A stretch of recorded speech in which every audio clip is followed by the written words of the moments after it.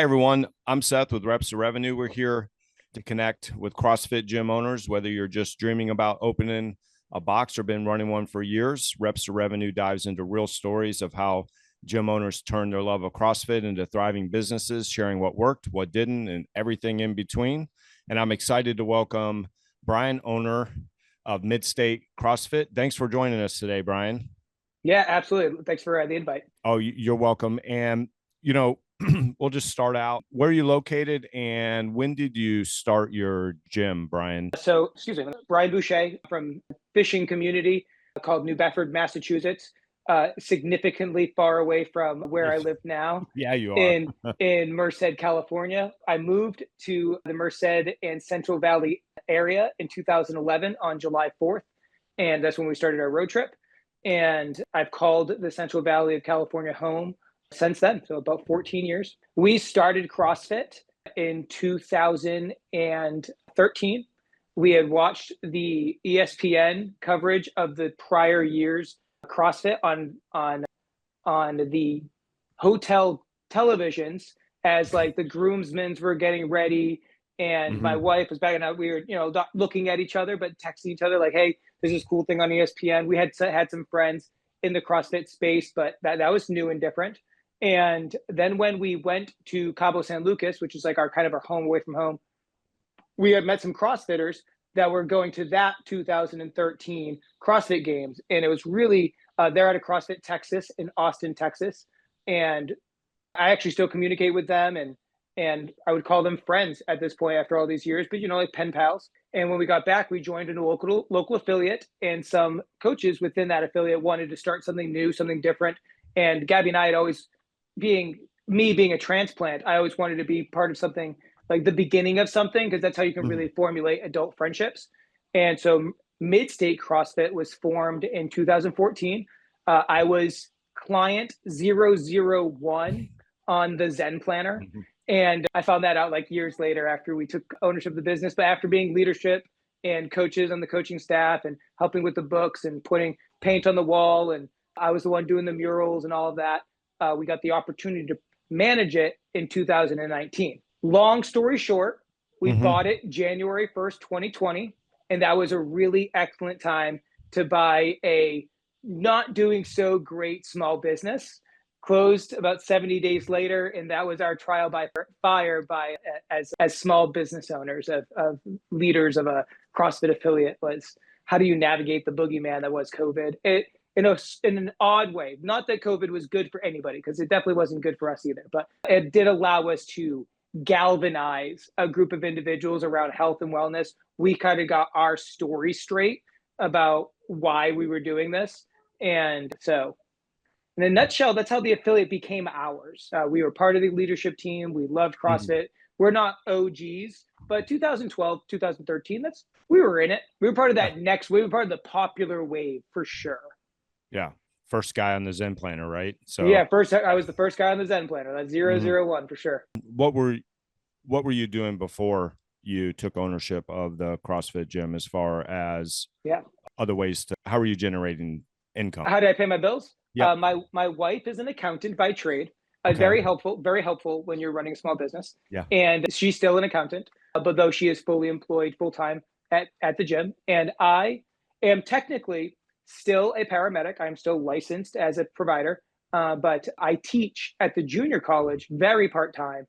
And but not that long ago, I was working on medevac helicopter in the civilian sector, transporting 911 activation traumas or medical emergencies up in the foothills of the Sierras or in the middle of nowhere, as well as doing like high-level ICU interfacility transport work, working with a nurse and a pilot, and taking very sick people and very hurt people all over the state of California.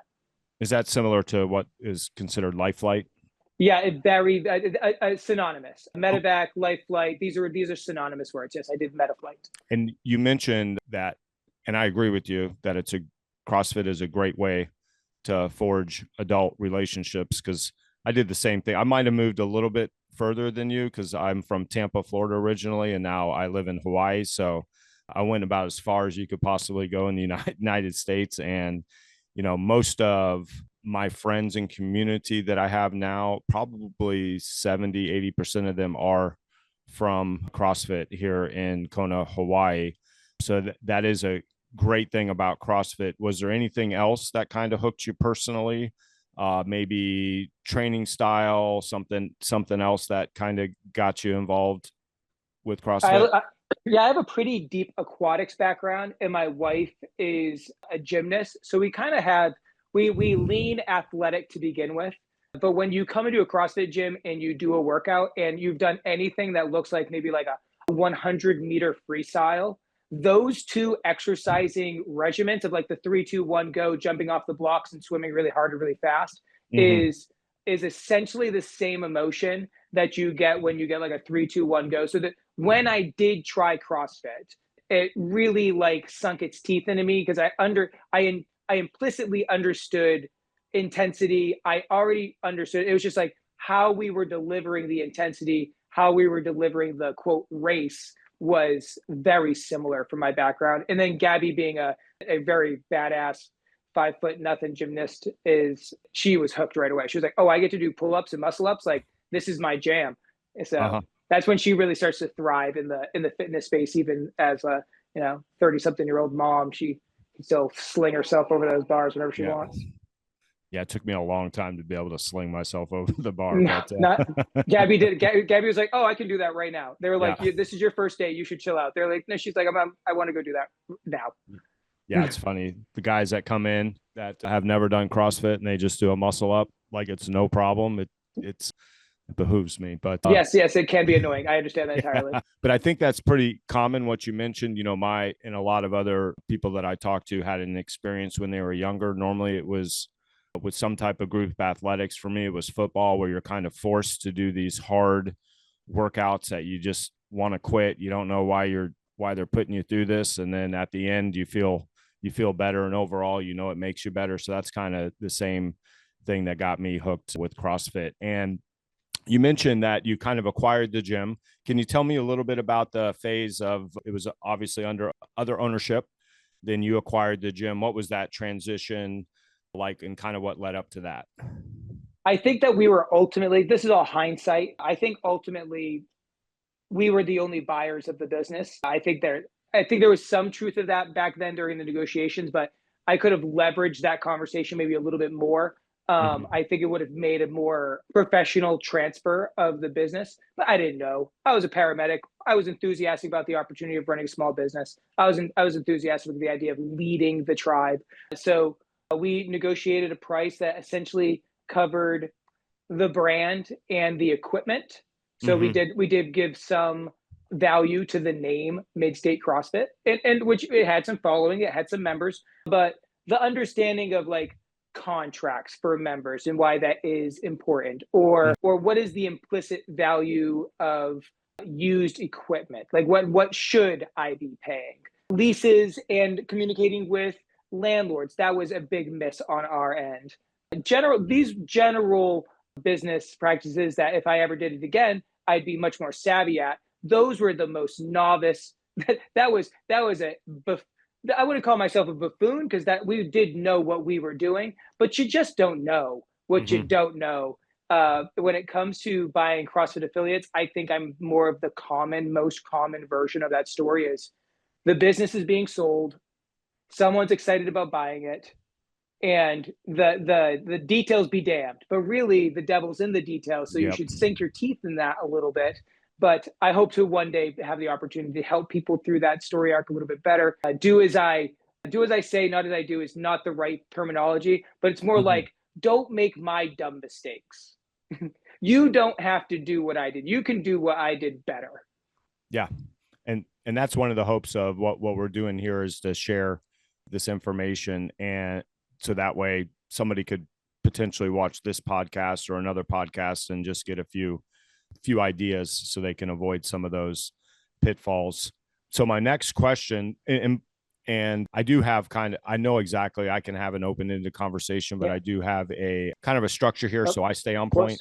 So my next question is, if you had to do it differently, what would you do? And you kind of mentioned the devil's in the details with the leases and anything. Can you expound a little more on that? Or if you already covered it, that's okay. We can move on. Yeah, I think what we should have done is just slow down a little bit. I think generally we should have just slowed down and opened the books more thoroughly and gone piece by piece on things like who actually owns this equipment. Because I'll give you a for example. When Mm-hmm. COVID hit, people were like, I'm going to take my things home. And I had been owning the business for a whopping 70 days. Mm-hmm. And people like pulling GHDs into their trucks. I was like, hey, wait, I'm under the impression that I just bought that. Yeah. And they're like, no. I was letting them borrow this, and Mm-hmm. now it's coming home with me. And I was like, well, I guess you are gonna go do that because I'm gonna try to keep some goodwill between you and I, and I'm Uh-huh. just gonna have this problem over here that I just ultimately never addressed anyway. It was what it was. No one, I don't think that anybody was doing anything of ill will, Mm-hmm. but that was a little like I don't know exactly what I bought, and that's Yeah. kind of a problem. Understand. And it sounds like, would it be fair to say that you bought the gym as it was kind of on a downturn, or how? I would describe it as a facility that had love but lost some of the passion. So Okay. everybody loved MidState, but I don't think the owners at that time were passionate about looking at their own futures and being like, I want to do this particular work for the next 15 to 20 years. And because they didn't have that vision for themselves, it reflected in how they took care of the equipment, how they took care of their people, how they took care of their membership pool, what sort of invigoration were they doing into their own business Mm-hmm. to, keep people engaged. That was those sorts of things were lacking passion. And we hit MidState currently with tons and tons of passion. And I think that's why our result speaks for themselves. Okay. And you mentioned COVID. Can you talk a little bit about how you navigated and how you obviously some gyms didn't survive. You obviously survived and sounds like you're thriving now. So how did you make that transition in and out of COVID? We didn't. So strategically, California was an odd state. We were the last ones to open. So I call it a speakeasy, but after about 70 something days, we Mm-hmm. opened, quote, illegally. Like social media was off, website was not being addressed. It was very like word of mouth. Like you have to come in. Like I'm not returning phone calls because I don't know if you're like the health Right. department calling me or not. So we Mm-hmm. really just closed ranks and no one quit any jobs. So I stayed as a paramedic full time. My wife stayed as a accountant as a nonprofit full time, and then MidState paid its own bills. And it took us about 2 to 3 years to get out of that hustle. And Mm-hmm. when we found the window to allow myself to leave a full time work and then Gabby to leave full time work, we pulled that trigger then. But it was an odyssey. We definitely ran thin for quite some time. We lost most of our coaching staff. We lost about 25%, 30% of total athlete pool. And that was still enough to pay the bills because we were doing most of the work. No one was doing, we were doing our own cleaning. We were doing our own programming. Anything that was like extra, those were all, taken off the monthly expenses. And it's no way to grow a business, but Right. we were able to sustain. Mm-hmm. And how long did you operate like that, Brian? Oh, at least 24 months, at least, probably closer to 30. I wouldn't say it was a full 3 years, but it's Mm-hmm. somewhere in that window. It's like 24 to 30 months, 32 months, 3 full years of grinded out. Yeah. Well, congratulations for surviving that and being able to manage that. When do you feel, because you acquired the gym, you said that you acquired it and it definitely needed some love and some life breathed back into it. And then COVID hit. So you have that on your shoulders. And then when do you think that, because you mentioned that you guys finally kind of stopped having to do all the other, you mentioned hustles, all the other little Yeah, jobs. all the jobs. When when did it feel like your gym had made turn that corner when you guys could kind of take a step back and start focusing just on MidState? We were able to turned that corner when we got back to and sustained 150 members over the course of about 6 months. That was really when we were able to look at our expenses and say, one of us can bring this thing to a whole nother level if we were full-time in the facility. So that means I'm still coaching all the classes to a decent amount, but now I could spend my time coaching coaches. I can spend my time dialing social media messaging. I can dial in my reinvigoration programs and mentorship and advocacy for my clients. That's going to increase my retention. And right when we got to about 150 members, did we really feel confident and sustain it, feel confident that it was time for someone to be full-time. That happened to be me. And how many members do you have now, Brian? We float in the 200s, low 200s. Okay. We've toyed, got into the precipice of 250 a couple of times. And right as we think it's going to happen, it doesn't. That's where we live. So that's kind of where you feel you're. Yeah, we're bottlenecked, whatever it is, whether it's our processes or retention practices, or we haven't quite found that perfect combination of humans. We have not quite yet broken that 250 number. I took a quick look. Go ahead. Yeah, no, you please. You said you took a quick look. I took a quick look at Merced, California on maps before I got on here. What's the population? What's your community? What do you kind of have? What's your demographic that you have to pull from there? I got a couple of jokes about Merced. We are 2 hours from everything. You want to go to a Giants game? 2 hours. You want to go surfing in Santa Cruz? 2 hours. You want to go to Monterey Bay? 2 hours. You want to go to Yosemite? 2 hours. You want to go hiking in the beautiful lake area done anything Donner Pass or Pacific Crest Trail, that 2 hours. We are 15 minutes from absolutely nothing. There's nothing particularly nearby worth telling you about. But we are very Central Valley, centrally located, mid-state, right? We're in the middle of nothing, but God, we're close to nothing. We're in the middle of everything, but close to nothing. We got it's a predominantly Hispanic population, lots of Mexican heritage, along with variations of Dutch, Portuguese, and Italian. There's about 80,000 people in the city proper of Merced. Okay. But generally, the way that the valley operates is I pull people in from a town called Chowchilla. I pull in individuals from a town called Atwater. That's actually where I'm from, the town city-ship of Atwater. These are all large town, small city variations of one another, up and down the 99 corridor, which is kind of like this megaplex of just endless cities with almond orchards in between them. And that's you could be legitimately 10 to 12 miles away from my facility. You would not bat an eye at making that commute. But if you were 12 miles away in say inner city Boston, there's not a snowball's chance in hell you're coming to my gym. Right. That's not how we ride. The same thing with Tampa. If you're 2 exits away, you're too far away. So, but that's not, I get to pull from a larger population pool just because the nature of the lifestyle that is this 99 corridor Central Valley thing. But Merced's kind of on the up. We recently got a University of California here. There's lots of construction happening. The city might not look and feel the way it looks and feels currently in a positive way in about 20 years. We hope to be part of the cornerstone of that transformation. Are you right smack dab in the middle of the city there?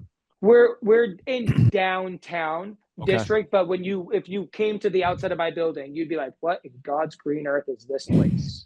And then you'd come inside and be like, oh, this is kind of cool. But on the outside, we're not the prettiest looking building on the outside, that's for sure. I think a lot of CrossFit boxes share that same amenities. Yeah, once you go inside, you're like, wow. Yeah, this is cool. Oh, this is cool. Oh, look at this is really pleasant. Oh, it's so clean in here. You would never know that from the outside. Maybe you mentioned it. What's the main industry there in Merced? What's this is agriculture to the gills, man. If you have eaten an almond recently, I can damn near guarantee that's from us. Sweet potatoes, I can damn near guarantee that's us. Okay. So but agriculture for sure is the dominant industry here. As far as marketing is concerned, I'm pretty confident in saying this, that word of mouth and old members dragging new members into your gym is probably the best way to bring new members in. But have you explored and done different types of marketing there in the area? We don't do paid marketing as a policy. We generally, I have 4 administrative staff members. Some of them do coach on the coaching floor, but most of our work, our admin staff, is associated with outreach and retention practices. But we don't have any strategies as in like paid advertisements. All of our branding is associated with being pretty dang inclusive, but we expect we're selling CrossFit. We're not, you too can be fit and healthy and have world-class fitness, and it looks like hard work, but you'll love it. That's all of that branding remains true to us, but we are definitely showcasing, hey, look at this. My mother-in-law, she's 65 years old and she's doing CrossFit. So we're trying to highlight individuals like that, or, the young and upcoming kid that lost 50 pounds, or the individual that lost 100 pounds and is, expressing world-class fitness, but, he's got a story behind that. He didn't always look like that. That is definitely our branding. But what you mentioned just a moment ago of word of mouth, referrals, that's our bread and butter. Yeah, absolutely. And you mentioned you had fluctuate around 200 members. Other than memberships, do you have any other streams of revenue that your gym creates? Sort of. So the answer is yes, but it's still CrossFit. So we have our nutrition program, which is more like a mindset program, camouflaged as a nutrition program. And then we have our adaptive athletes. So we partnered with the Department of Disabilities and the regional centers. Ours is called the Central Valley Regional Center. And we became a vendor for them. And so we take on adaptive athletes. This can vary widely. This could be intellectual disabilities. This could be Down syndromes. This could be genetic abnormalities in which people are qualified to receive aid to do life. We are considered a rec program. And what we do is we assign those people a coach as a personal trainer, with the end goal being that they are almost like a teacher's aide in the CrossFit classroom. So we have a head coach, and then we have our adaptive athlete assistant coach who's directly assigned to that individual. It's branded as personal training, but we aim for it to be inclusive into the community, because generally that's actually what these individuals need. It's just they would not be able to operate in a class setting like a CrossFit gym without that steady hand of the personal trainer helping guide through the classroom experience. It's been very successful. We've got 17 athletes in the program right now. They vary between one-on-one personal training experiences and integrated into the classroom. It just really depends on the individual. That's awesome. I've never heard of this program. How'd you get introduced and involved? Blessings from the universe. Gabby has a cousin. His name's Adam, and he's nonverbal autism. He has a very crazy story, but essentially what has happened is his saint of a mother, her name is Kathy Zora, taught this man how to speak through the Spellers program. Essentially, you get a board and they point at letters, which then allows them to speak through the person who's working with them. And he writes poetry now. He can use a keyboard and in a radio, almost like the Stephen Hawking's computer voice. I'm sure it's going to get better with artificial intelligence. But Adam, who looks very much like a severely disabled nonverbal man, can write poetry, can do CrossFit. Is his shoulder? He came in so kyphotic, and now he stands with shoulders back, and he's still nonverbal, but he says all done, and that means you're not quite done yet. Okay. and other things like that. It's really quite incredible. I hope to showcase that experience a little bit more as time progresses. He's only about a year in, maybe a little bit over a year. We've seen great results with him, and we have 17 other athletes since Adam allowed us the opportunity to go on this journey with him. So it's a little bit, I definitely give a lot of credit to Kathy and Adam Zora for coming to us with the guts to be like, hey, I think that Adam can do CrossFit. And I'm like, oh boy. And then I definitely big kudos to our team for agreeing that like, hey, I think we can do this. And so that it is now a significant revenue stream for us, but it's still CrossFit. Like I don't want you to think that Adam's not doing CrossFit. He's doing some subversion of this. He's definitely doing couplets and triplets. The intensity and the way it looks is just slightly different. And you have to, have you ever taken the Adaptive Training Academy class by any chance? I have not. It's wild. I see your coaches are all certified in the ATA. Is that? Yep, that's correct. Yep, but we were able to get a grant, and that allowed us the opportunity to send a bunch of teachers, a bunch of coaches to learn. And they like to say that adapting a workout is not scaling a workout. They're not synonymous with one another. And you just know that sometimes the points of performance that are inside of your head for the air squat, Adam might never do it just like that, but he's going to get damn close for how we adapt it for him. And then you just celebrate those wins. It really is quite something. Yeah, that's incredible. It's great that you're doing that. It provides such a great thing to members of the community that normally wouldn't get the chance to experience CrossFit, and one of the next things I was going to talk about with your team, you do have to have everybody on board with that 100%. What kind of team? Let's talk a little bit about your team, your coaches, admin. Yeah, so it looks like I'm the boss. I would definitely describe my wife as the boss. She is the CEO and president. Ultimately, anything that I say, Gabby could definitely nix it to a no. And so the hierarchy, it definitely would go like is my that wife. At the gym or at home? Yeah, or both? Both. Yeah. We work really well together, but I definitely know that, and wisely so. She is part of the reason why I get to have interviews like this, because she manages us so well. And then I identify and manage the gym as the head coach. So I am the coach of coaches. I'm the one having the tough conversations about quality of product on the floor and where our directions are. What's the master plan? Those ideas are generally being put through and galvanized by me. Then we have a general manager. Her name's Erin Lodwick. She's an L2, an adaptive athlete trainer. And she is in it with us. Like anything that has occurred culturally, especially like our family oriented aspect, Erin has definitely been a guiding force in that.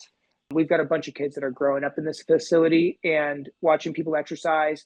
I don't know what that does for children, but when your parents have other friends that exercise together and are living healthy lifestyle choices, what the ramifications are that for an 8-year-old or a 6-year-old or a 4-year-old to see and observe and navigate around, time will tell, but I think it's a net good. And then we have, stand by, like 8 coaches varying level 1s and 2s. I have another coach, Dan Mast, very successful athlete. He's an L3. I have 1 primary administrative individual. She's our social media and events coordinator, Amanda Marchini. She just put on a really excellent event this past weekend with the MidState Games. And so I think there's about 15 of us. Okay. MidState Games, is that your competition? This is just, it's the most user-friendly in-house competition you've ever experienced in your entire life. Like, we programmed ring rows and we were dead serious about the standards of the ring row. And what it does is it allows us to, in-house competition, super user-friendly, allow athletes to come to realize that adrenaline and competitive natures actually are good for your results. And it allows you to showcase intensity in a way that you probably are not doing in every class. We were a little bit leg dominant this year. I think everybody's quads and glutes are smoked, but that was a really, really fun experience. We do it at a really high scale so that we've got a bunch of like buy-in, not only from myself, I want to do a good job with everything, but with our clients, they're like, holy smokes, this is cool. And I'm like, yeah, this is super cool. This is exercising quickly. Don't you think that's cool? And then going from and then building retention through that. You also have the Raz and Health Fitness. Raisin. I gotta change the brand. I really thought that Raisin was gonna stick, but everybody calls it Raz. I see. Like bringing it up. So Raisin Health, the fitness festival, we did a CrossFit competition last year. This year we're gonna not do a CrossFit competition, but we're still doing a 5K, a 10K, live music, vendors. We're still talking health and wellness at the local tap house at it's called the Tarmac Brewery, and it's a Blaker's Brewery here in the Central Valley. And it just gives us an opportunity to get outside of our gym, get outside of the box. And that, I would argue, is probably our non-word of mouth actual promotions for MidState, but it's more like a cause than it is directly associated with MidState. Now, if you want to come and hang out with MidState after this, we are a sponsor of this event, but it's this other thing that we do. And what would you say that's kind of unique about, because you've probably been to quite a few CrossFit gyms, I would assume. Yeah. What would you say is unique about your gym's vibe or the community there? What would set you apart from maybe other gyms? I think it's the intention of our advocacy and mentorship. So Raise in Health, MidState CrossFit, our vision words are self-responsibility, advocacy, and mentorship. So this is where I think a lot of CrossFit gyms miss the mark. And if we did a little bit more of this, we'd all be thriving. So we have to teach first the self-responsibility of coming to the gym. But that's not regular. I recently read a book, it's called Exercised. Someone who's been exercised. And the entire idea, the premise of exercise for like animal makes zero sense. The idea of being sedentary is actually far more normal across the animal kingdom than it is to expend non-necessary calories for X. But that's what we sell. What I sell is, in the modern world, we have a sedentary lifestyle and we are calorically rich, and the calories that you can find are actually kind of poor in quality. So you have to exercise. The entire idea that people are going to go into a gymnasium, know what to do, how to do it regularly, so that to the point of ouch, and then repeat that is incredibly unlikely. So we have to teach that self-responsibility by coming to the classroom. Then we mentor. We talk about nutrition. We talk about mindset. We talk about the little wins so that people can start to build some momentum on their daily exercise regimen. And then we purposely advocate for those individuals to find peers. So it's this three-legged stool of, you have to show up and do the work. But I'm going to make sure that you know why you're doing that work. And then I'm going to help you learn how to best optimize your life so the work gets more fun, the work becomes part of your lifestyle. And what we're talking about is exercise. Like, what if we don't have CrossFit has this, you think of something when you think of CrossFit. There's a style of human, there's an emotion that's put out there. If we just say that we exercise quickly, the entire, you get real nerdy real fast. If you're like, hey, MFer, I burpee faster than you, and that makes me cooler than you. You're like, that's super nerdy and pretty lame. But like, if that's what you're into, man, if we can get more people to buy into the idea that this is cool, it'll go a long way. So the three-legged stool that's really separates us is our intention of education. Would you say this is kind of what I've seen, and this is crossover to most things that are kind of hard in life is, and I have a few things, but sometimes people have a tendency to give up before you actually see the results. Correct. So to carry people through that point of like the 3-month, the 6-month point, because most people that I see in CrossFit or in life in general, if you stick to it enough to see the actual results, then you kind of get hooked in it. You have to have some discipline. You have to have the routine. But now, it went from, kind of hard to get up and go to the gym and have excuses and reasons not to I read some kind of post on, it must have been Instagram. It's like, you made it when you feel terrible when you take a day off from the gym. So that transition from not working out to getting to that point is what I feel people really need, help with that. Like you mentioned, your 3 phases that you do is just that motivation to get to that point. And it's the same in business. You guys experienced it probably, when you hit COVID, you just had to stick in there long enough and be disciplined enough and keep your everything moving forward until you started to get the results. Now you're between 150 and 200 memberships. So this type of attitude that we have or can gain in CrossFit can carry over into all other aspects in life. There's a million analogies I could spew right now. There's tons of lip service out there about like the fitness industry or the hustle industry or the business industry. People love catchphrases, but ultimately I like to go back to Pat Sherwood's idea of the best teams he was ever a part of were equal combinations of hard work and laughter. And if like maybe I think of like your football teams, like your hard work was definitely associated with some version of banter, either toward the coaching staff that was forcing the exercise to happen, or the how did we get ourselves into this situation in the first place, or who do I blame for this hard work that I'm putting into, and then the smack talking that comes along with that. Oh yeah. If we can create more of that for adults, then I think that the entire society will shift in a positive direction. And our angle is families. So if I get a wife talking a little bit of shit to her husband about exercising faster than him, moving better than him, how many reps do they get? How does that change their choices at the kitchen table? And if they're changing their story at the kitchen table, how much more likely are they going to prioritize sleep, which means they're on social media less, which means they're going to make better choices about their breakfast. And then it's my job as their mentor and advocate to point those things out. That's where I really think that we miss it for CrossFit is you're thinking that you're coaching only the hour. And while your coaching staff might be responsible for that hour, you're responsible for coaching those coaches so they do a really good job on the floor and execute the classroom experience at the highest possible level for them. And then it's your gig to get in it with people and really start to own the idea that you're like this little microcosm of an influence, and your job isn't to influence 10,000 people on your Instagram following. Right. It's your job is to influence the 100 members inside your affiliate and turn them into on fire athletes of whatever gym they're associated with. So when I save my people's numbers in my phone, I save them as Zach, MidState athlete. And then it's my job to teach them how to live an athletic lifestyle. Brian, I love that philosophy. I really do. Yeah.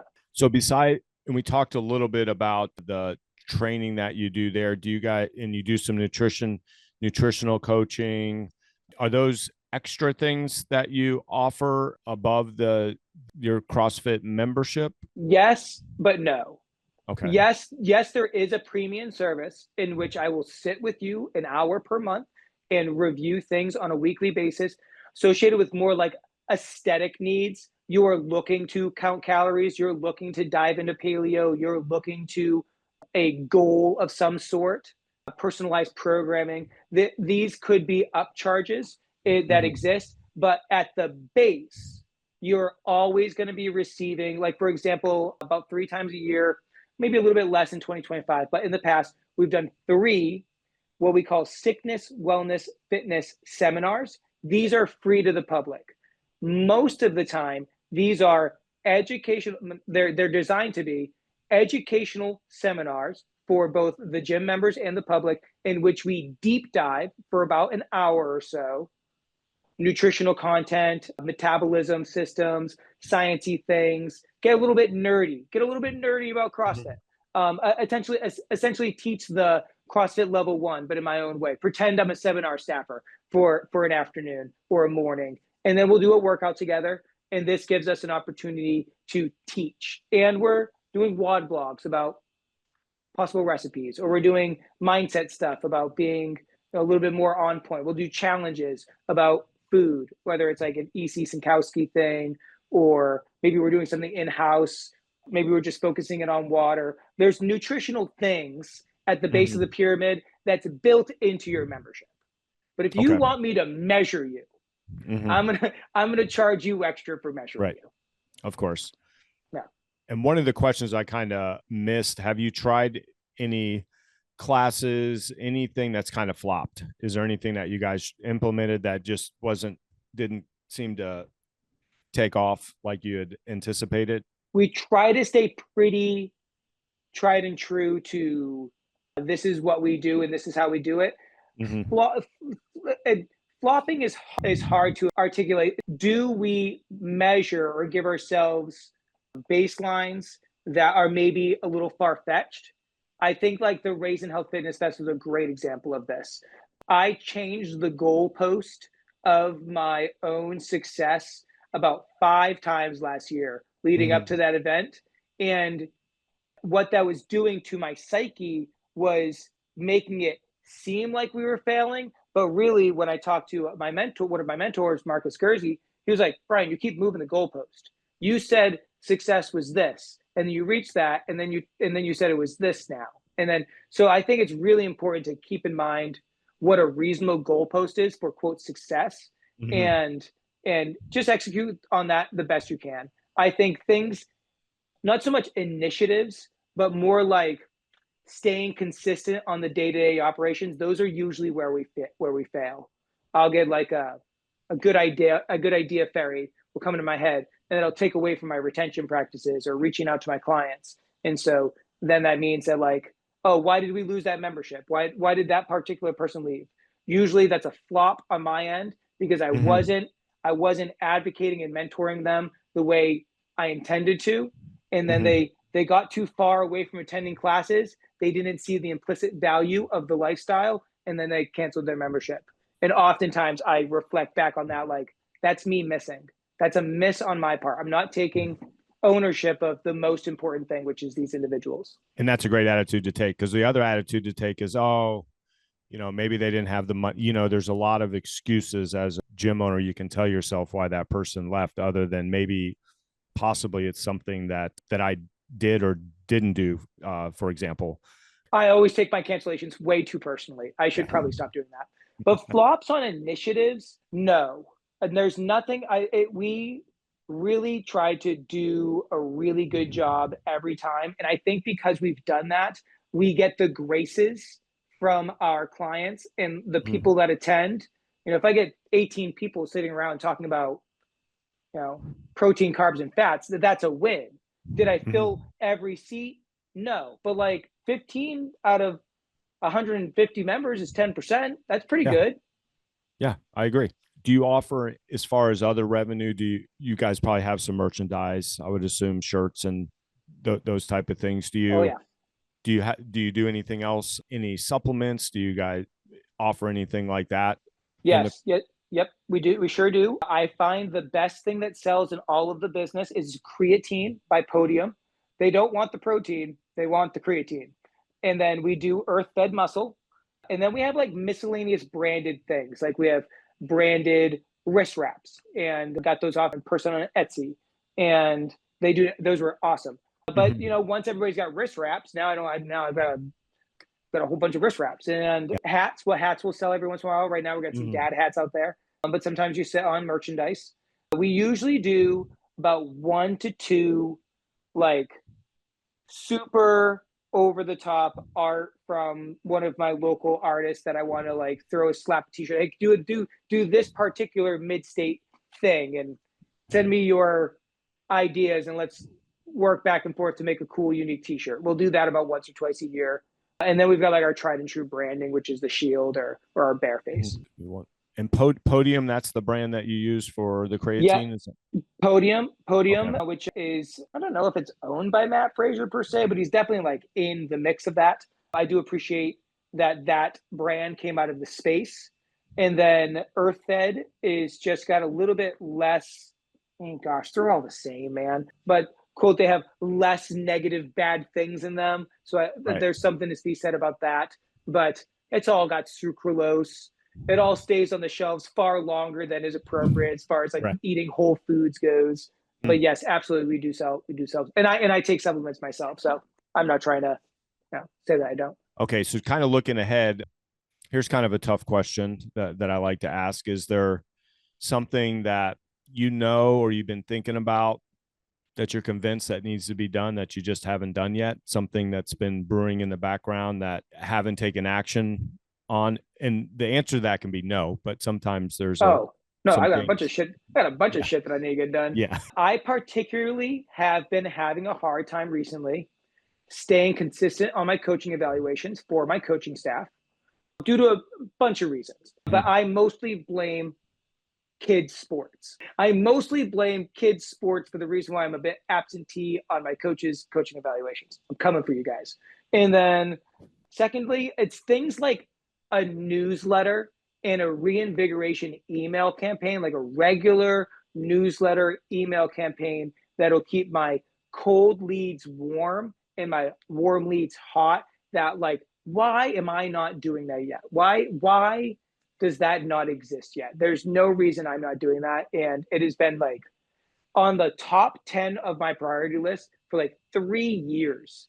And we just don't do it. And I have, at this point, I have almost no excuse. But that's how we will get people to keep at least the name MidState CrossFit on their eyeballs. So that eventually they can come to the idea of like, now's the time, or it's time to go back, or some variation of that thought process. Would that be email or actual letter mailed?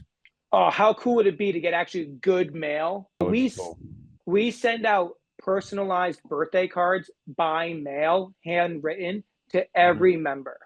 That's something big that we do via the mail.